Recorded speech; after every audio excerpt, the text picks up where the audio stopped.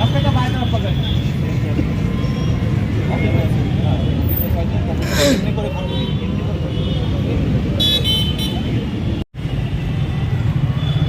हम लोग ब्लैक बार पे जाएंगे, सुनाई दे रहा है? ब्लैक बार पे जाएंगे आज। पश्चिम थाना का दूसरा एरिया है।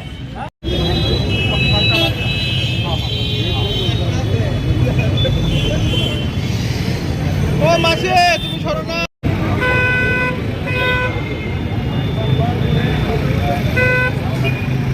ठीक है, और एक्टिवेशन है वो गुंडा पकड़ा है। স্যার এই প্রস্তুতি কেন স্যার? দেখুন, আগামী দিন ইলেকশন আসছে।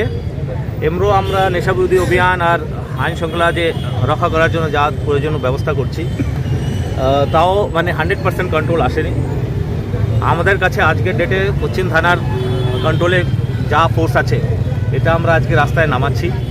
এটা আমাদের যে পাবলিক আছে, সিটিজেন, এদের নিরাপত্তা একদম সুরক্ষিত আছে। আমরা টোটালি সচেতন আছে, আমাদের কাছে যথেষ্ট ফোর্স আছে এটা দেখাবার জন্য। তাছাড়া যারা এরকম যে আমাদের যে প্রশাসনের যে ব্যবস্থা আছে এটা কি, আর যে পাবলিকের যে পাবলিক অর্ডার আছে, এটাকে চ্যালেঞ্জ যারা করতে চাইছেন, না তো যারা উচ্ছৃঙ্খল হতে চাইছেন, তাদের জন্য এটা একটা মেসেজ যে যথেষ্ট ফোর্স আছে। এনি চ্যালেঞ্জ যেটা আমাদের আগামী দিন আসছে, ওই সব প্রত্যেকটা চ্যালেঞ্জ আমরা নিতে রাজি আছি। আর আমাদের কাছে উপযুক্ত ব্যবস্থা আছে, সাফিসিয়েন্ট ফোর্স আছে। আজকে এখনও ইলেকশনের ফোর্স আসেনি, ইলেকশনের ফোর্স আগামী 10-15 দিনে আসতে পারে।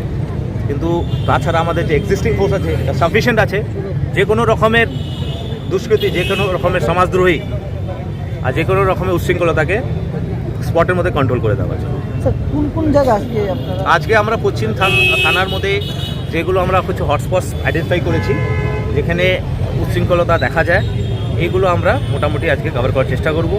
এখান থেকে আমরা শুরু করব বটতলা হয়ে, দশমীঘাট হয়ে, বর্ডার গোল চক্কর হয়ে, ফায়ার সার্ভিস চৌমনি হয়ে, দুর্গা চৌমনি হয়ে, লেক চৌমনি মার্কেট হয়ে রাধানগর পর্যন্ত আমরা মানে শেষ সীমানা পর্যন্ত নিয়ে যাব।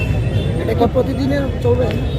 প্রতিদিন তো চলবে না, কিন্তু প্রায় চলবে। আজকে উচ্ছেদ থানা হয়েছে, আগামী 2-3 দিনের মধ্যে পূর্ব থানাতে হবে। মানে মোটামুটি কোনো এরিয়া বাদ যাবে না, আমাদের ফোর্স সব জায়গা থেকে